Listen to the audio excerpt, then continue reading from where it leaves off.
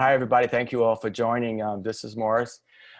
People are still logging on, so I'm going to tell you nothing about the book yet until we get a little bit more people on, and then Swade's going to introduce me and other people and talk about how the book can get sent to you from their bookstore in Virginia.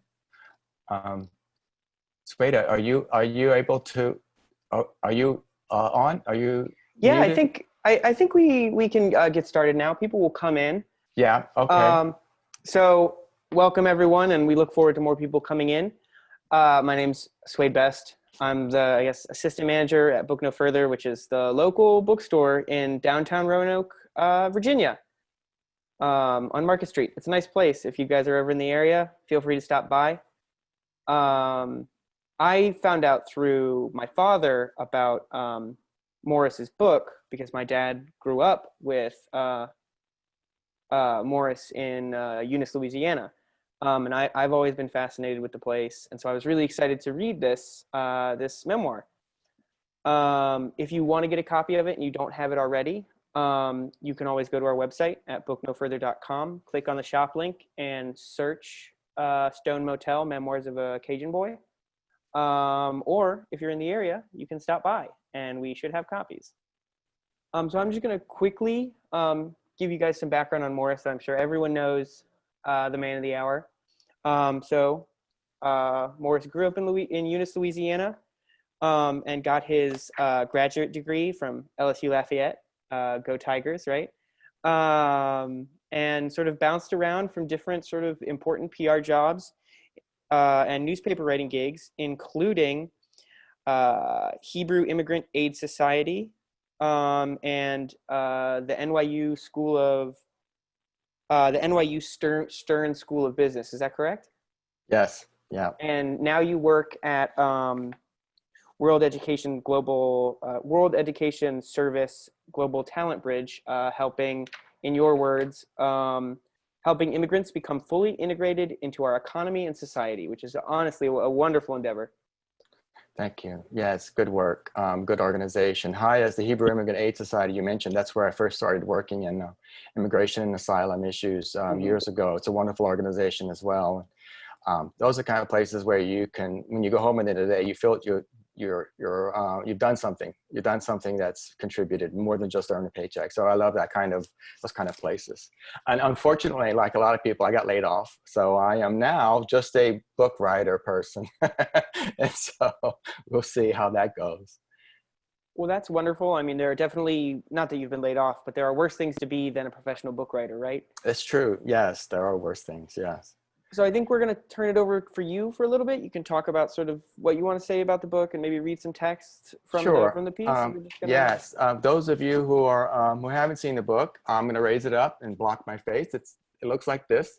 This is actually an old postcard, the Stone Motel itself, and the book is actually the whole postcard. It makes a wraparound cover, and it's dark and kind of smoke damaged, and it actually looks, when you look at the image on the actual cover, it looks a little damaged because there's a piece of the story that explains what happened. This postcard that we used for this actually survived a fire that takes place, and it was in a box in one of the motel rooms, and with a lot of other cards and stuff, supplies, and that we used that room for storage. And when the fire happened, that room mostly was burnt, destroyed, but there was a box of these cards and other things left, and this card comes from that story. That's not that little vignette I just told you, basically it's not in the book, but the fire is. So I just wanted to let you know that the provenance of that cover image, the name Stone Motel is one I had mentioned earlier before the call with Swade and Dolores from a book No Further. That the title of my book was originally called The Canasta Summers, and there's a lot of logic for that. When you read the book, you'll see why that makes sense as well as Stone Motel. And I wrote this book over a course of several years, and finally it's been published by an academic press, University Press of Mississippi, which thrills me because it's a wonderful, independent, not-for-profit press. It represents 8 universities in the state of Mississippi. I actually had submitted the book to the LSU press since I'm an alumnus of LSU, and LSU also has a nice established press.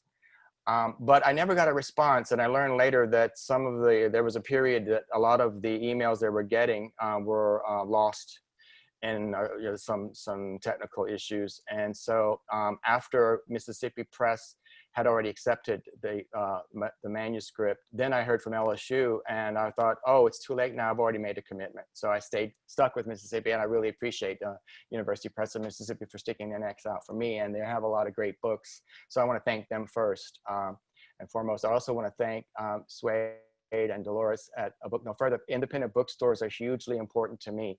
My book is for sale on all the other outlets as well, Amazon and Barnes & Noble, and at the University Press of Mississippi website as well directly. But when you buy from an independent bookstore, you do a lot of good in the local community. So I really love promoting the independents. Amazon can sell a lot of things because Amazon is Amazon, but when you go local, you really help out a lot of local people. I really appreciate that. So after I wrote my book, as you all know, in March, April, the world started shutting down, and that's when my book started coming out. And you don't want to have a book launch in the middle of a pandemic, and what do? You can't actually go out and promote it in person. So that's my other thank you, is that this medium, we're using Zoom today, but there are other formats for doing this kind of virtual reading, are now proliferating. People are scrambling to figure this out, because this might be the wave of the future for a lot of ways people engage and do things like market books. Anyway, as you can imagine, as a person who'd spent all that time writing a book and this happens, I'm like, really bummed. I can't go out. I had plans to go back to Louisiana first and launch the book where it takes place. And all that had to get scrapped. It's still on hold until we know what's going to happen with Louisiana and other places where you get on a plane. I don't necessarily want to get on a plane right now, so I'm going to wait. But I will do a launch. But this is really the launch. This event is part of the digital launch, and the sales have been going good. The comments on the book have been going good. So despite the pandemic, I'm not discouraged. I'm actually encouraged. I just can't wait to see people in person. So the process took, like I said, about 5 years, intensive writing on weekends and on staycations. I would take the time off with just me and my dog, and we would come up here where I am right now, upstate New York in the Catskill Mountains. And I would just write. I would wake up at 4:35 in the morning, and I would write sometimes till noon. That was the norm, and that's a good chunk of time to write. And then my brain wanted to shift. There were other days, so many days, that I would start writing at 4 or 5 in the morning after some coffee, and I wouldn't even eat anything. I would get so engrossed in the writing. It would be 9 o'clock at night, so I would have written more than 12 hours and tinkered with language, and that's not uncommon. When you're really into writing and you get into that kind of zone, it's like it's gold. You don't want to leave that zone. So I had several of those, and I'm grateful for that. And my dog was very helpful, because my dog was my first listener.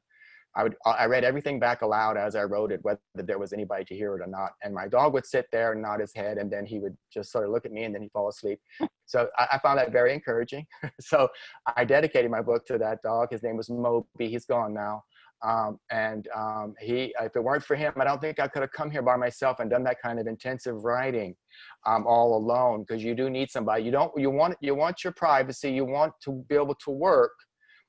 So I don't want a house full of screaming people and demanding people waiting for lunch.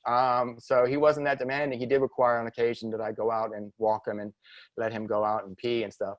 But so other than that, he was with me by my side most of the time. So I have a couple of pieces that I like to read when people ask me to read of different lengths, because every event is slightly different in that the timing is depends on what's on the agenda. So I have a reading that to me really grabs I'm cranking up my iPad because I have the language on my iPad, because it's easier for me, since my eyes are shot, to see it on the iPad than it is on the actual book. But I do have the actual book, and it is right here. So you know what it gets. So I read, I'm reading this piece. This is from chapter 19. It's called, I Bet I Know What Y'all Want. That accent that I just did is very mild compared to the real accents down in Louisiana. I'm going to give you what I can. There isn't enough of that in this particular piece, but this illustrates, for me, the four of us at the center of this memoir, and that's my sisters Gilda and Glenda. They were twins, and then my brother Dickie, and he was younger than me, so he was the youngest of this group. I have 8 siblings, and the book takes place in the early 70s. Early to mid 70s, and the 4 of us were a cohort in this family. We ran this motel during the summers, and so we each had our own little jobs. Some of the jobs were a lot more intense than others, and when you get into the book, you'll see a lot of things go on in motel rooms, and having property to maintain and laundry to fold, and things burn up and explode, and you're running a business, a lot of things can happen. So the book takes you through that, but it takes you through the story of really the 4 of us gathering around when we weren't doing our chores, playing canasta a lot. And so this chapter is a typical summer day, just like today. Hot outside, it's Louisiana, it's blistering hot. And up here in the mountains, we had a terribly hot day yesterday. I was working with a tree cutting guy to split wood for firewood for the winter. And all day long, it was one of these blazing hot days up here in the mountains. And that doesn't happen very often here, and I'm grateful for that. But down there in the summertime, that heat started. You're in Virginia, and those of you in Louisiana and other parts that are southern, it's burning up right now. So this was exactly one of those days. And so for that reason, and for the reason that it illustrates, it introduces my siblings and me in a nice little typical day in the summer. Again, it's called I Bet I Know What Y'all Want. Here we go.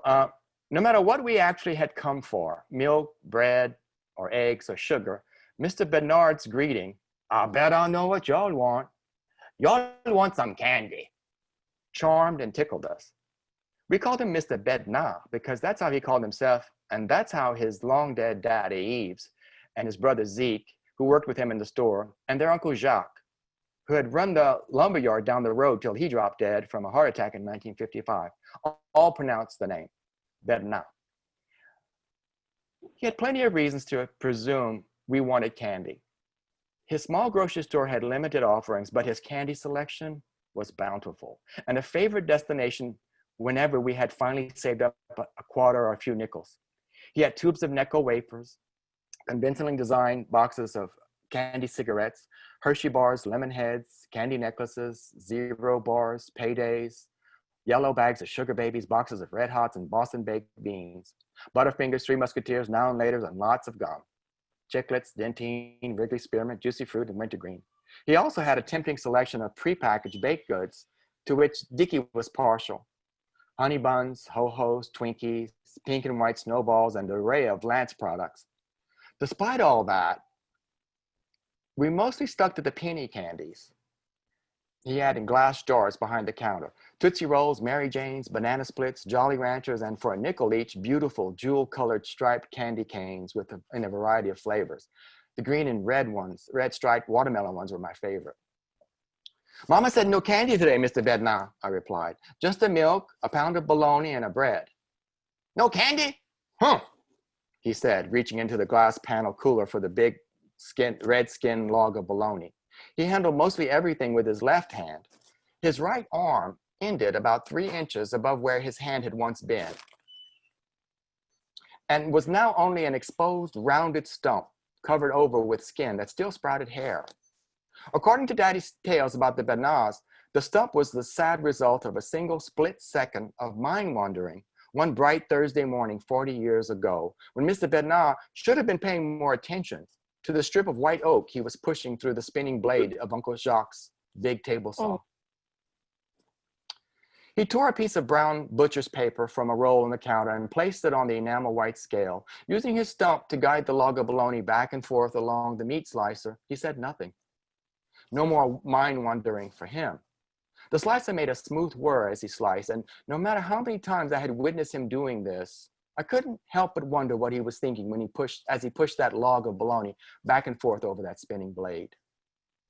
After slicing the pound of bologna, each slice having been layered in a stack atop the brown butcher's paper, he carefully picked it all up off the scale and moved it onto the counter, then tore off a piece of butcher's tape from a big dispenser next to the register, wrapped it all up, using his one hand and the stump to make a perfect package.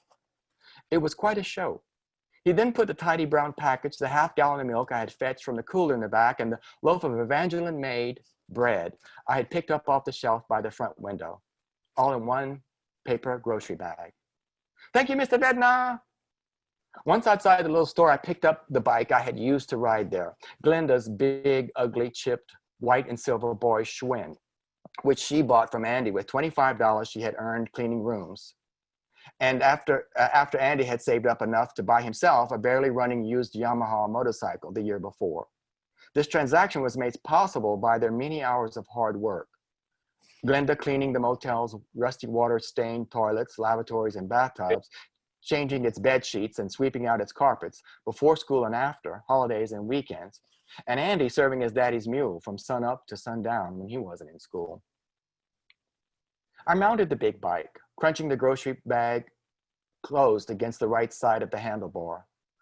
Down the road, 20 or so yards in the opposite direction of home, stood the little yellow and white Catholic church, built in the footprint of a large cross.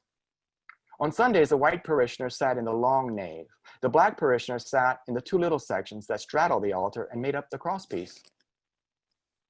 Parked in the grass near the church parking area was a beat-up green pickup truck. I recognized one of the parishioners, a middle-aged black man in baggy khakis, a white shirt, and a floppy straw hat. He was propping up a big hand-painted sign that read, "Sugartown watermelons, 4 for $1. 4 for $1?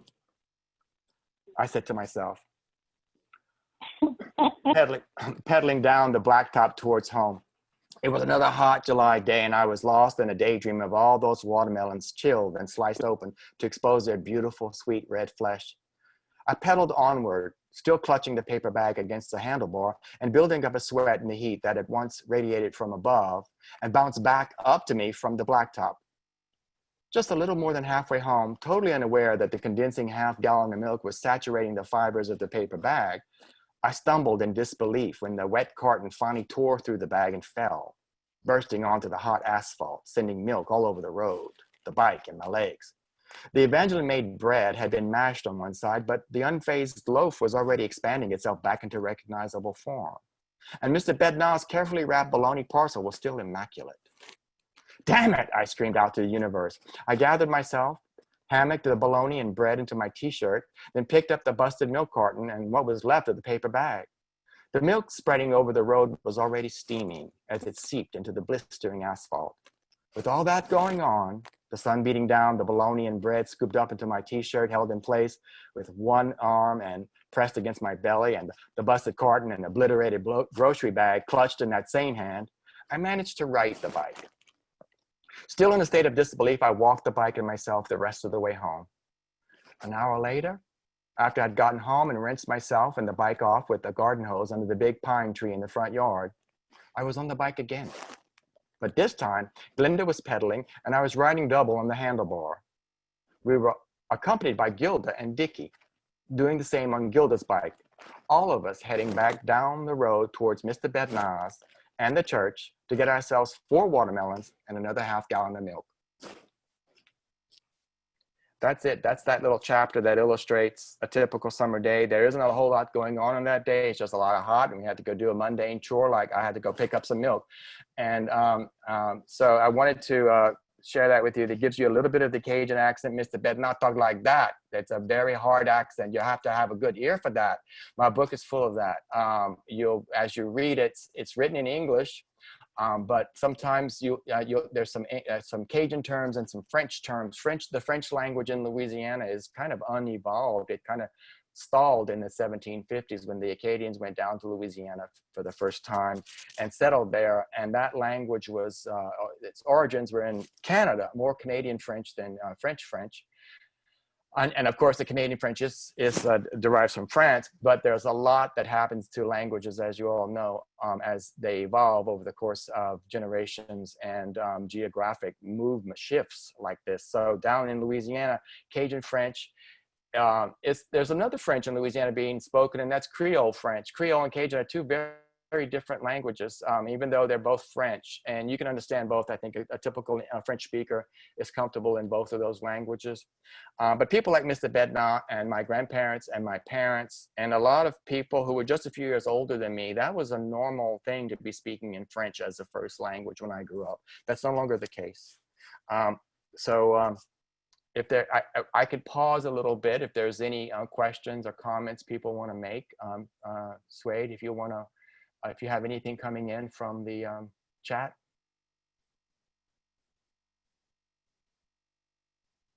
No, I see. We don't have anything yet. Keep on reading. We love hearing it. Okay, good. All right. So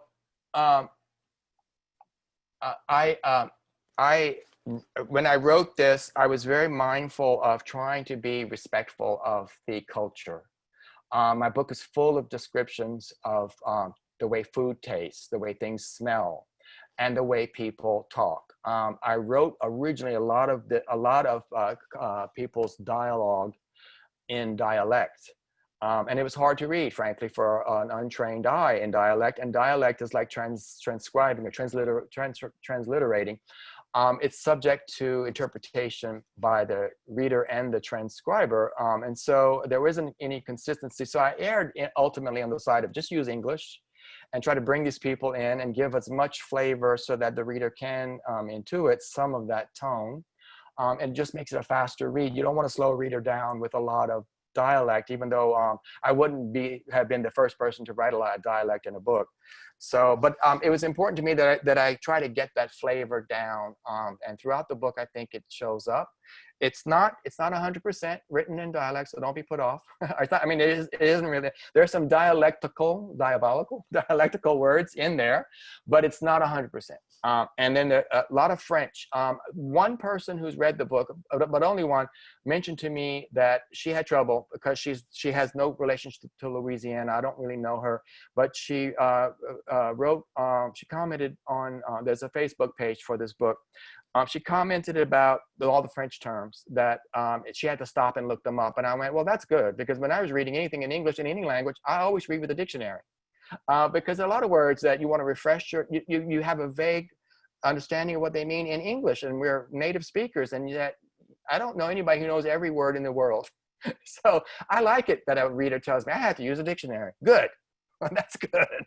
Now I don't do that so much that it slows you down. I don't think it does. I think a lot of the terms that I use in the book that are French, there's almost an immediate explanation of what that term means, because a lot of what I do is say that my grandmother used the term brigand, for example. Brigand in English is brigand. You're such a brigand, and that's an old term. That means troublemaker. A vagabond, somebody who's causing, wreaking havoc on a situation. So if my grandmother called me brigand, it's like, oh, I better straighten up. She's not happy. And so when I use that term in the book, I explain it almost right away. Wait, I'm not hearing you. No, are you hearing me? Yes? Yeah, everything's good. We're doing some behind the scenes. Oh, I'm sorry. Okay, I just see your mouth moving. I think, oh, wait, he's trying to say something. Okay, so yeah, so there's a lot of that, and that gives it the flavor. And what I didn't want to do is make caricatures of the Cajun people. It's a very rich heritage. A lot of people look at Cajuns. In fact, a woman from Tennessee said, oh, so you people are like bayou, swamp people. I said, no. We live in the swamps. There are swamps, but it's like, what if I said you people in Tennessee are all hillbillies? That would be the same kind of pejorative. I don't think you'd like that either. Make these generalizations. The Cajuns, I did get a lot of that, growing up. That Cajuns, you people. There's a term that I use in the book. It's called kunas, and that's an endearment. And I use that all over the place in my blog too. Kunas is the Cajun. It's just an endearment. Some people outside of that culture would look at that term and think that's an insult. It's not to most of us. I've never taken it that way. Although I have read, when I Googled it online to check it out for the first time, I saw that there was a bit of a yin and yang. Some people think kunas is sweet, and some people think it's very insulting. I think that's a natural phenomenon in all cultures, that we have our peculiarities, and those of us who live in the culture can say, I can call my sister ugly, but you can't, kind of thing. So that word kunas, I think, is a very sweet word. And the same thing, there's a lot of words that I'll introduce the reader to in this book. And there's a thread of this book about what the culture does and what the flavor, what things smell like, look like I said earlier. But there's also a story to be told. Of course, I didn't write this book just to tell my story. My father was very abusive, specifically to me. That's a thread in the story, but I didn't want to dwell on that too much. It comes out, it's definitely in the book. There's a chapter or two where it's very heavy, and try to keep that as short as possible. It was a reality. I didn't set out to write the book because of that. I wanted to write this book because as I've grown up in all these years, these decades of our lives, I have seen that culture is being, the Cajun culture, like many cultures, it's being gradually homogenized with the onslaught of cable television back in the early 80s. When everybody started getting cable television, everybody started looking at other people's, other cultures around the country and going, oh, people talk like that. So the slow drip of homogenization happened in Louisiana. That happened to the food there. It used to be that there was all kinds of great food that you'd get in little cafes and in restaurants there. And now I think that's definitely still there, but there's a lot of McDonald's and Wendy's and the big chain coming out of Louisiana. The homegrown chain is Popeyes.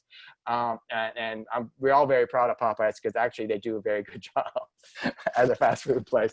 But the point is the culture has gotten diminished over the years. So that's kind of what drove me. I wanted to get down my interpretation of how it was in that culture at that time, before it disappears for good.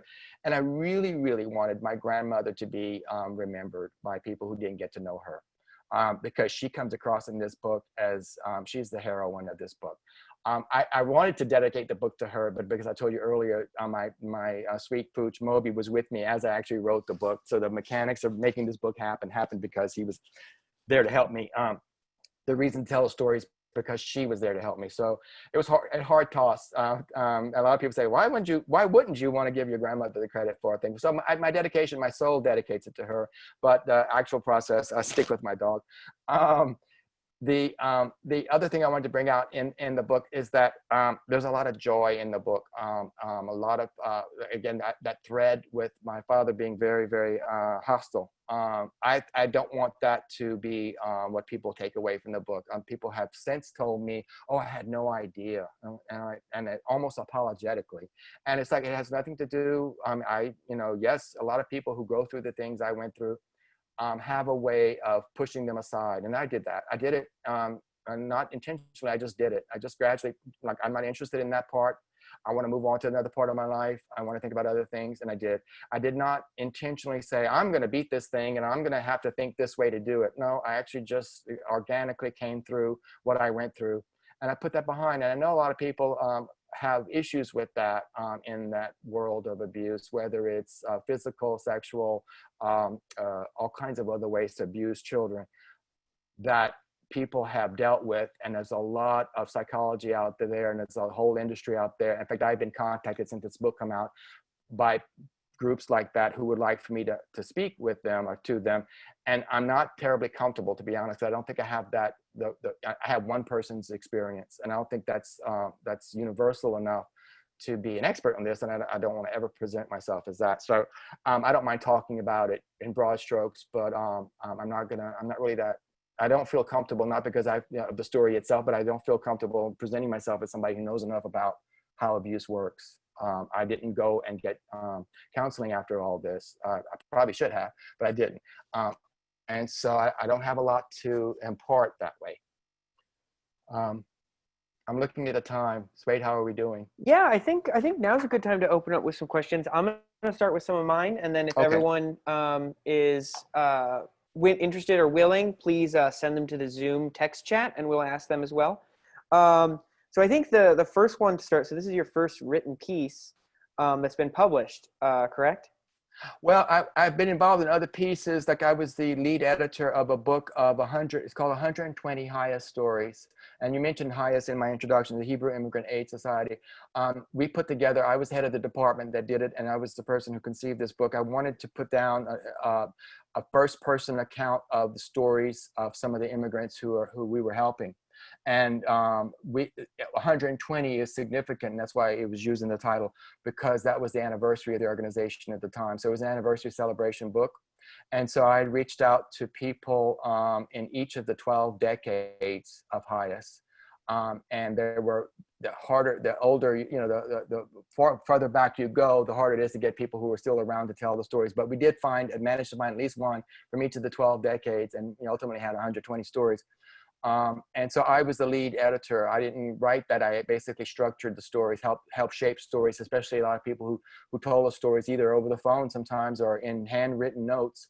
I had to help shape those stories, but I had a team of 2 other people working with me editorially on that. So it wasn't a solo project, but it did involve a lot of writing. But it wasn't like I started out with no book. I started out with it was really a compilation of other people's stories. So so there. So what about the memoir drew you? Why is that the first solo piece that you threw yourself into?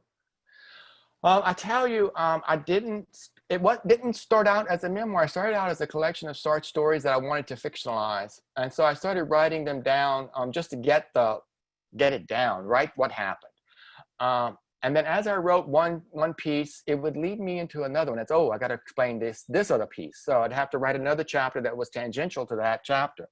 And then it started going, and I was like, whoa, it morphed organically into a memoir because that was the natural form it wanted. It burst out of my idea of it being fictionalized. I could not fictionalize that after a while. So I thought, you know what? It didn't take long for me to figure that out. It's like, so I didn't intentionally set out to go write my story, so to speak. Although I am very happy that I got to write my story. I wish everyone did, because I think if there were a worldwide movement for everyone to tell their stories, everybody has a great story to tell. It's just a matter of sitting down and telling it. Yeah. I think because my story is it's very simple. I focus on the simplest things. And I think everyone, and a lot of what I was able to do in my memoir, because to make it that personal, was because I, as a child, always took notes. I kept notebooks. I was an interviewer. I interviewed my parents, my grandparents. I had tapes. I had a lot of fodder to make this naturally happen. And here's what I want to say before I forget it on that. One of the things, as a person who's majored in English and then in journalism in school, and I graduated with an undergraduate from LSU in journalism, and I went on to get a master's degree in communication. You mentioned that. All those things are linked, communication, journalism, and English. One of the things I want to stress, I'd love to start a movement to get the educators out there to stop giving writing as punished work to children. Oh my goodness, you're speaking my language. Yes, because it's a joy, and children should love it, and it should be free to do it and not associate it with negative, like, oh, it's punished work. And so that's what I think why a lot of stories aren't being told, because to write, you have to write. And some people say, oh, I don't write. I think, why not? You talk, you dream.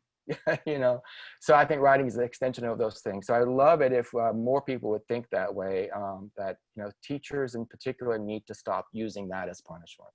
Yeah. So continue, go ahead. No, that's it. That's really how the genesis of it, why it became a memoir, is because of all those things. Okay, I think that speaks to the tone of the text as well. I think you can feel that you came in telling a story, and that it became about you through its practice. So there's another thing that really stuck out to me was the sections where you write from the perspective and voice of your parents and grandparents. Yes. It's not something that I see a whole lot in memoirs, but it's something that actually made the text incredibly enjoyable. And I was wondering if you could talk to us a little bit about that process of like inhabiting your parents and grandparents in those moments. What was that process like, going from your voice to theirs? Yeah, well, technically it's not easy to try to get into the head of somebody, but you kind of have to channel them when you're doing that kind of writing. And I had not read a lot of that either. And I was thinking, I'm breaking all the rules. No one's going to publish this. Let me just write it the way I think it should come out. And I actually think my dad should be saying this, not me. And I didn't want to force it to where it was part of a story that was kind of structured. and then I had him say his part, and then gradually all the things he wanted to say would come out. It would just not be as efficient. So I thought, just let them have a monologue. Let him sit down and talk to the reader, and say it from his perspective. And how I got the content to do that, and the ability to do that, is that I had it in him. I interviewed him. Now I couldn't interview him about things that happened after his death, obviously. So some of the things, like in my mother's monologues, my mother starts off with, "I died in a car crash." Obviously she couldn't tell us that. So that was the hardest one to write, because of the emotion behind that particular chapter. If there's anybody on the call who hasn't read the book, I don't want to spoil that chapter for them. I think all my parents, all my elders are dead, so that's not a spoiler. But to get into their head, I really had to think. It's kind of like being an actor on stage. You want to get into your character, and that's how I did. My grandmother was very easy, because I could actually hear her voice in my head. My dad too, very strong baritone Cajun voice. And so when I'm writing it, and that's when I'm reading it back to my dog, was very important, because I wanted to say, does this sound like what he would say? And a lot of things I would find myself, no, that's what you would say. You got to undo that. That's not how he would talk. So I fought with that the whole process for those monologues. So that was, and I'm glad you liked it. I don't know if everybody likes it, because it's not literal. It's more literary than literal, because obviously they're not here to tell their story. And so, but like I said, I did have the fodder, the base material from interviews and notes. I kept a lot of notes as a kid. I was kind of nerdly that way. It started off in the early English class, where one of the teachers assigned us, the assignment for the entire year was to do a notebook. She called it a notebook, not a journal and not a diary. And she said, your notebook can have whatever you want in it. I think that's what made it so fun to do. I had clippings, I cutouts, but I wrote most of the time in it. And after I finished one notebook, that's all she wanted us to do, I kept going. I had like 4 or 5 notebooks in no time, So because of that, I think because of her name was Mrs. Carol Fuselier, I think she's long gone now. She taught me 7th grade English. And because of that early nurturing from an English teacher that gets you writing in a way that's personal, that's fun, that you can escape into. It's the way to deal with your young self in a way that, and I didn't show these to anybody. I did not want people to see them. It was kind of like a diary in that regard, that it was very personal, but because I felt the freedom to be that personal, just for me. And she actually saw them and she graded them at the end of the semester, but I don't think they were that critical to our grade. It's just that she wanted to see how we thought. And she actually at the end of the year pulled me aside and she said, "You're going to be a writer." And I thought, hell no. That's not me at all. I wanted to be an architect at that time. And so, but I never forgot that, because for an adult to tell a child something like that, encouraging them and showing that they see something in them that they themselves may not see. And I think it's helpful to adults tend to be often, and it was in my case with the adults around me. My mother was very overwhelmed. My father was very, very, like I said, violent. It was hard to get any encouragement like that at home, except from my grandmother. And when I had a teacher like Miss Fuselier and she said stuff like that, I took that to heart. So I never forgot that. And it kept going, well, maybe she was right. As I was majoring in architecture, I went, oh, maybe I should get some English lit courses in me. And as I took those, I went, oh, this is nice. I really like this. Maybe I should think about journal. And I ultimately switched to journalism. Just like my memoir, it started out as something else. I switched my career to English and journalism because I let it organically happen. So I know I went off a tangent on that, but no, that's good. That's how these things go. It's all about conversation. So sort of, you mentioned your parents and your grandparents. So of course, and you mentioned that they are no longer with us. I was struck by the closeness you had with them in the text, and it made me sort of wonder about how your relationship with them actually changed as you wrote. Did you find that there was a part of your relationship with them that changed as you wrote the text? Yes, in particular with my dad. I mentioned a cathartic moment towards the end of the book, and I think it's in my epilogue actually, where I do reveal that I had that moment. Everybody wants you to have that moment, and it wasn't one of these trumpets blaring kind of thing. It was very subtle, but it finally realized, let that go, and it wasn't something that it had weight on me only because I let it have weight on me. And as I wrote this, to answer your question, yes, it helped me start appreciating. I had to be a journalist. I had to listen to him. It wasn't just about me complaining that he was violent to me. It's like, there's something that's driving this man to be that way.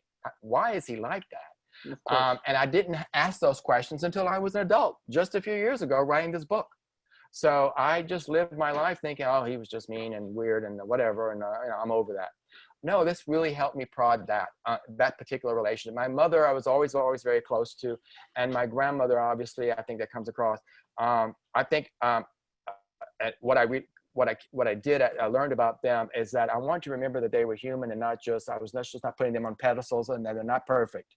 I wanted to show that my mother had her flaws, my grandmother had her flaws. Definitely, I have my flaws. My dad had but my dad was not only flawed.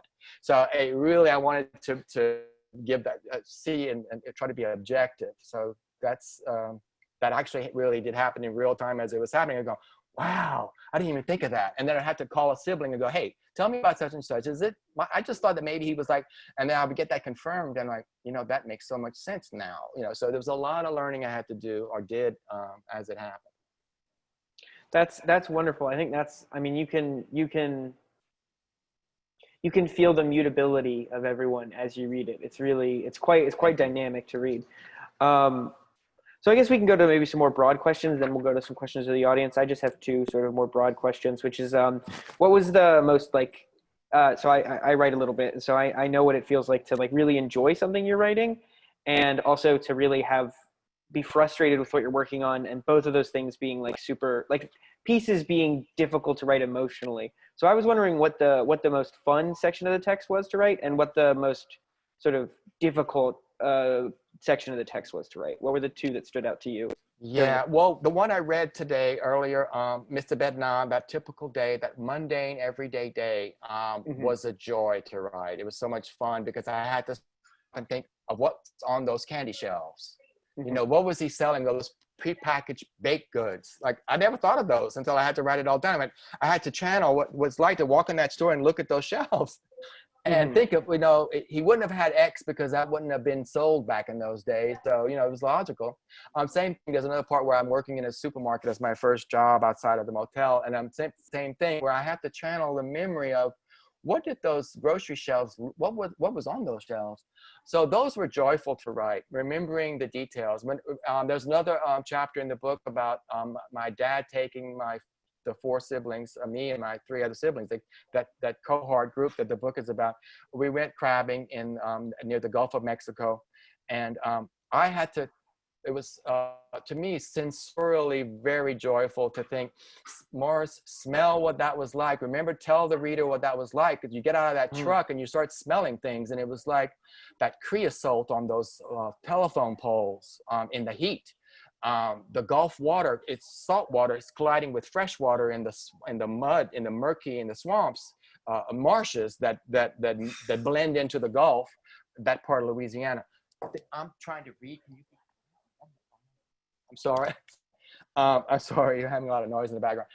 And so those were joyful. And the pain was, I told you, I may have mentioned my mother's chapter. Again, I don't want to spoil it, but having to write that, I struggled. It was the last chapter I wrote in the book. I struggled and struggled with that because after she passed away years ago, I tried to channel her. I wanted to dream about her. I wanted to talk to her. I wanted to communicate, and I couldn't. It didn't happen. She came to me in one dream, very fleetingly. Insignificant. It was significant, but it wasn't. It was so fleeting. It was like she didn't come and tell me how to be and how to solve my life, which is all. That's what I wanted. It didn't happen. But to channel her and to dredge up some of those things, there was joy in writing about her because she was funny, and I had to remember that, and I wanted to bring that out. And she was very overwhelmed as a mother. She had 9 children. And she had her own business to run. She had this motel that she was also co-running with my dad. And there was a lot of stress in her life and a lot of pain that she had to go through, that she went through before she passed away. And that was hard. And I didn't know how to start it. So I won't reiterate how it starts because I want people to get the impact. If I have already spoiled that, I'm sorry. But I wrote the very beginning of that chapter at the very end of the writing process. I left a lot of it dangling. I didn't know it didn't have a beginning. So I finally got to writing it. I had to write it. I got it all out. I got a lot of the parts out, and the writing process for me was just go back to journalism, just put it down on paper. It's going to be all over the place, and start cutting and pasting. And then physically as a writer, that was emotionally very draining. And then it was a joy to read back. I thought when I read it back and it worked, and I finally cut things and moved things around and got it, that was such a joy. So the act of writing, that was one of the most joyful chapters to have written, but not to write, if that makes sense, to have it done. So we have a question from Kara Thurmond. I hope I'm saying that correctly. And I think it's something that's on a lot of people's minds. What is next for you in the literary world? I love that question because it presumes that I have a next, and I appreciate that. I'm actually right now putting to bed a cookbook that's a companion piece to the memoir, because there's so much food in that memoir. I thought, yes. That's wonderful. Thank you. I originally, I had that as an appendix, and I started it. I had in that appendix, I had how to play canasta, because canasta is mentioned so much. So I had the rules of canasta written by my family, basically how we played. And then I had all these recipes, and I thought that doesn't belong in a book like this. It doesn't belong. So I started doing a blog where I started putting these recipes, and I started putting more about the book and things that were relating to it. So right now I'm at the very tail end of putting that book together, and it's probably, it will be self-published. I'm going to use it. I'm going to publish it as a Kindle book only as a digital book, just because I want it out there and available to people if they're interested. And then the more literary thing I am doing is I'm going back to try to write fiction. Wonderful. Yeah, so because I love being able, when I started out this book, like I said, I wrote it as fiction, and I had more leeway to make things flow a certain way. It's easier, I think, to write fiction because you're making it all up. In memoir and biography and autobiography, you're trying to write reality. It's nonfiction. It's got to be true. Yeah. And so I think that sometimes you go, oh, I have to say that. Oh, I guess I have to if I'm going to get across. But in fiction, you get to play. And I love that. So I started writing this book. I'm about 100 pages into another book, 100 manuscript pages. I don't know what that means in words. No, yeah, maybe, I don't know. A typical book, I think, for those out there is, for especially a new writer, is no more than about 100,000 words. Most publishers, most agents will tell you that. So my book is at one time clocked in, the memoir clocked in at a little bit more than that. So I had to trim it. And trimming is always good because it actually does. My book could use some additional trimming. I'm the first to admit. If I would go back and read this book, I have read it a lot, but if I look at it as a writer again or an editor, I would definitely tweak it a bit and try to make it a little bit tighter. And in some places, there's enough of a story that I don't have to reiterate with someone else's voice. I wanted to give other people voices and perspectives, but I think I did that. I could have done that a little bit more efficiently, and I would go back and change that. So, I think I'm not sure I answered your question. No, I think it's good. I'm excited to see. Does it also have to do with South Louisiana, your fiction? I'm not sure. I have it set there just because it's easy. But it doesn't need to be set there. So I'm learning that as I write it. Like, it doesn't really need to be here. It could be anywhere. So I happen to have it set there. And so we'll see. It may not, I don't know. It is right now, just because it's just mechanically easier. When I have not been to Eunice in a hot minute, but I think that there's something in much of South Louisiana, there's an interesting, there's stuff that goes on there that I think is worth mining. So sort of action, going further on that, your grandfather's a really interesting character because he's, and I'm not sure this is the correct word, but he's a traiteur, right? Like, what's the word you would use? A healer, a faith healer. Yeah. Traiteur, yeah. And I think one of the really important parts of the cultures that we have that are disappearing is that sort of idea of faith and mythology and mysticism, right? The thing that people don't like to talk about as much anymore because it's deemed unreal, right? So right. I'd love to hear you talk about that a little bit. I actually, when I hurt my leg a while back, my own grandmother, who's from South Louisiana, from Eunice as well, who passed away, she went to a traiteur for my leg. So I'm a little bit familiar. Wow. So I'd love for you to talk a little bit about that as a part of the culture that's disappearing. Yeah, it's sad. In my own life, my grandfather died at 63 with a heart attack, and he did not pass it on in a way. And traditionally, a traiteur is given the gift by someone of the opposite sex. So a woman probably gave him his traiteur as a child, his traiteur skills, and brought him into that world.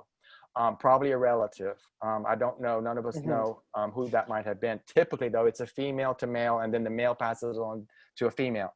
So we believe that my grandfather probably was going to pass his gift on to one of the females in our family. And what normally happens with a traiteur, they try to get a sense of a child or a young adult's capacity to listen and to Hmm. be to try to be balanced and emotional in a way that channels energy. Emotion is very important in a traiteur. It's just not just, it's not out, like you said, it's not real, it's not clinical. And so, but those components in healing are very important in that world. And prayer happens to be a medium where most of them practice. They use prayer because it's the closest thing to that kind of structure. But my grandfather said words that were not in French or English. He was saying other stuff. He was channeling some other language. Of And I course. mentioned that in one of the stories. So those people are uh, they're in a different realm. They're in a different sphere of the universe, and I don't Yeah. deny them that. I think that, you know, I have had experiences in my own life where I'm going, "Whoa, that was kind of freaky. That doesn't seem right. How Of is that course. Of happening?" course. And so I think it's definitely, there's enough there in our own experiences that makes me think, well, I'm not going to deny it. That it's, I'm never going to say I don't believe. I'm not going to be out there saying I believe in all these things either. But I'm like, my where I land is that I think everything is possible. Of So course. yeah. So I wish he had given it to one of the children in my family, because my mother mentions that. I mentioned that when she was talking to me, because I interviewed her years ago, and that was one of the things she lamented really in her life, is that he died and did not get to pass it on.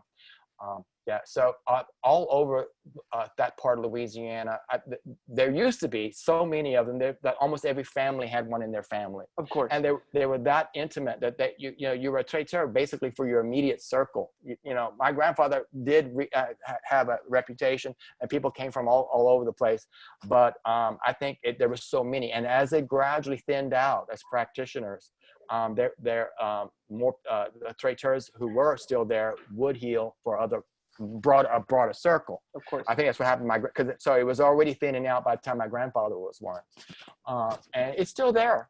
When I was googling it just for my own research, I was like, wow, there are books on this. There isn't that much. I looked, but it's still there, and it's still something that I think people would like to try to hold on to, just like they wanted to hold on to the Cajun French in Hmm. Louisiana. When I was there in the 70s, it was forbidden to speak that language. My parents were Yes. not allowed to speak it in public schools, and that was normal back then. And then by the time I was growing up as a young adult, Louisiana started making an effort to bring French back into Louisiana, into Hmm. children, into the school, and not just the French you get in high school or junior high school.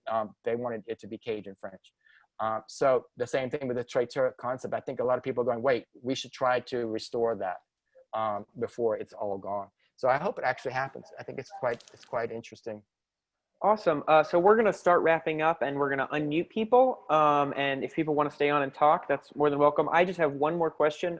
So Morris, you've been talking a lot about sort of the way our sort of modern culture is homogenizing everything, and we're losing aspects of our culture. And I totally agree. You can see it no matter where you go. I mean, the concept of the faith healer is here in Appalachia, where I am. And you don't see that anymore, and it's really a tragedy, because the human experience is complicated, and it's Yeah. dangerous to kind of quantify it in only specific ways. But one of the ways you're keeping the culture alive is through your writing, right? So I was wondering if there are any other books people should be looking at about sort of the Cajun identity, like novels that you think are exemplar, or pieces of nonfiction. If there's anything off the top of your head that you think really is worth people looking at to remember that this is a part of the world that still exists. Actually, to be honest, I haven't done a whole lot of reading in that genre specific to Louisiana Mhm. culture. I have come across it only in passing, and so I haven't really gone in with a notion to get well versed in that. I know there are books, so I'm not gonna. But one of the things I also have seen in popular culture, in particular, that I don't like is it when it comes to Cajuns, and it happens in all the cultures, is that people tend to make Yes, of caricatures course. of the culture. And they did that in the movie Fargo when people are talking in South Dakota, North Dakota, wherever that takes place. Um, and it was so comical, and you think that's really over the top. And then you learn, well, the people who from there, there's some grains of truth, Yeah, but of course. when people tend to do a Cajun anything, it's almost a parody. And that's what, so I wanted my book not to do that. So And it definitely does not. It's very effective in portraying a real thank you. humanity. Yeah, thank you.